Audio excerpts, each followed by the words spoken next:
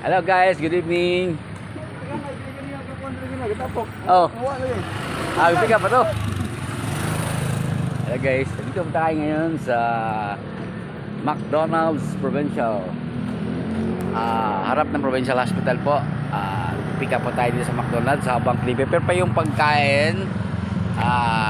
Share ko muna at iba-vlog ko muna.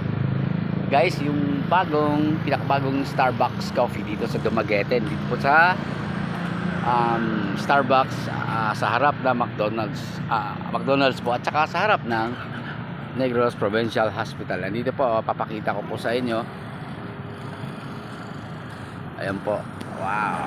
Ayan po yung Starbucks. Nasa likod ko po. Ayan po yung Starbucks coffee po. Wow, ganda diba? Saka mas malaki pa to guys. Nasa likod pa po at hindi pa tapos. Ongoing pa yung construction nila. At ito po isang hotel na magbubukas dito sa Dumaguete. Ayan po, opening soon. Merong resto na maging merchant din namin yung Pepper Lunch. Ayan po, Pepper Lunch po, Philippines.